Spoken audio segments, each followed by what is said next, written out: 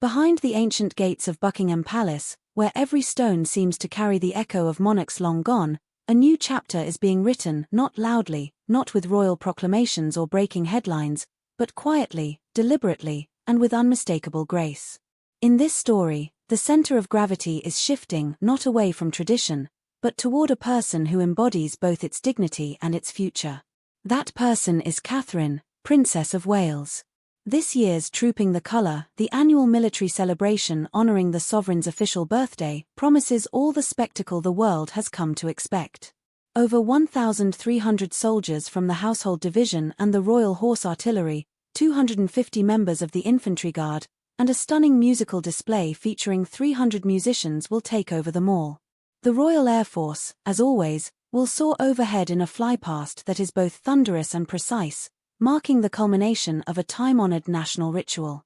But even amid all the ceremony, all the grandeur, it's not the marching boots or trumpet calls that are stirring the public imagination this year. It's the quiet symbolism behind the royal procession. And more specifically, one unprecedented gesture made by the king himself. On June 14th, all eyes won't just be on the monarch. They'll also be on the glass state coach, a royal carriage steeped in history, carrying Katherine and her 3 children, Prince George, Princess Charlotte, and little Prince Louis.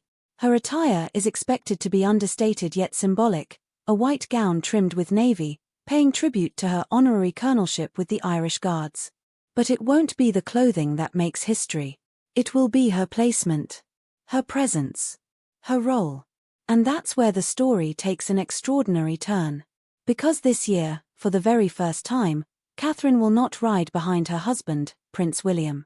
Nor will she take a secondary position on the palace balcony. Instead, she will stand beside King Charles III himself. To many, this subtle change might go unnoticed. But for royal watchers, and for those who understand the language of monarchy, this is nothing short of a seismic signal. It says, Katherine is no longer just the future.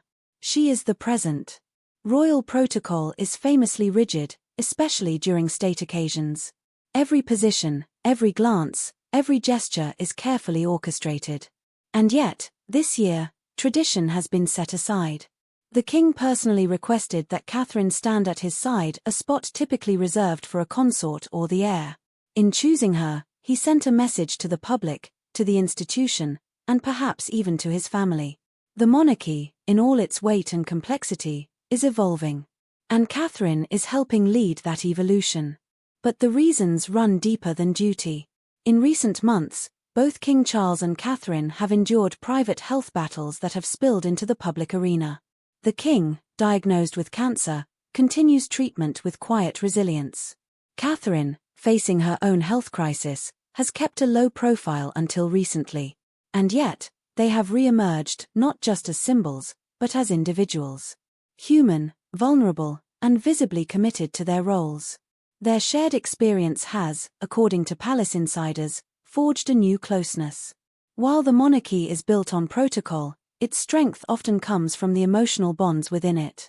And between the king and his daughter-in-law, that bond has never been clearer. During the balcony appearance, observers noted their quiet conversations, subtle laughter, and genuine ease. These weren't just staged moments for the cameras. They were real moments of connection that spoke louder than any formal speech. At one point, it's believed Katherine even lightened the king's mood, making him laugh just before the national anthem began. And in that moment, something shifted. Because behind that smile was a message: we're still standing. We're still together. And that's when things started to feel different.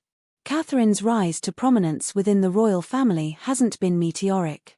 It's been steady, thoughtful, and earned over time. From the moment she stepped into the public eye as Prince William's university sweetheart, to her marriage in Westminster Abbey, to now as a mother of 3 and the public face of countless charitable initiatives, Katherine has grown into her role with quiet determination. But this latest gesture, being placed at the king's side, is perhaps the most powerful signal yet of how deeply she is now trusted.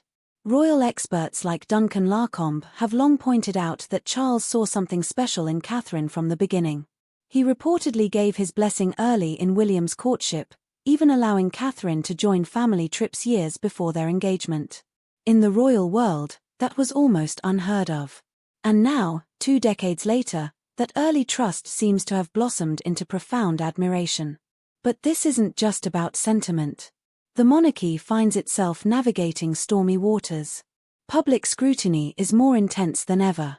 Prince Harry and Meghan Markle's very public departure from royal life has created lasting fractures. Prince Andrew remains a sidelined figure.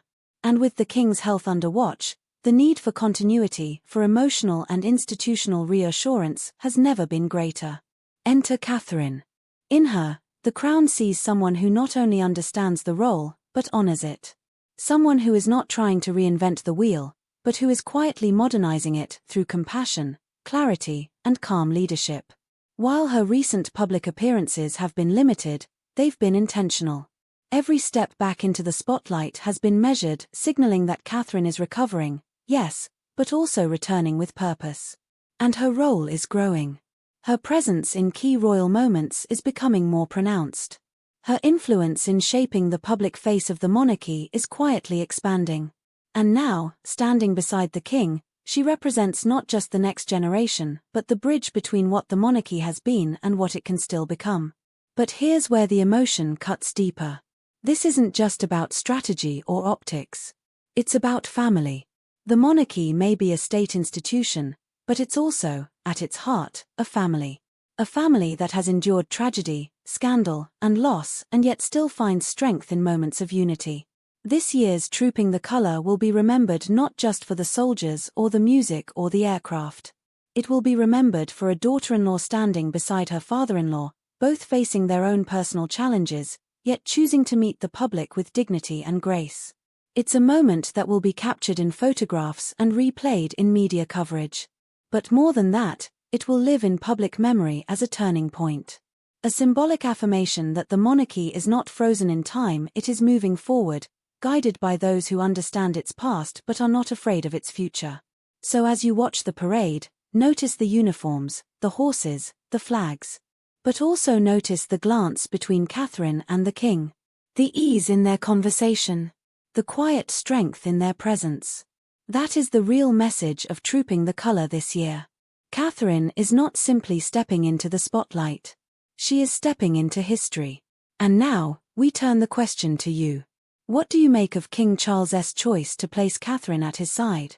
Do you see this as a symbolic shift in power, a personal gesture of love and trust, or both?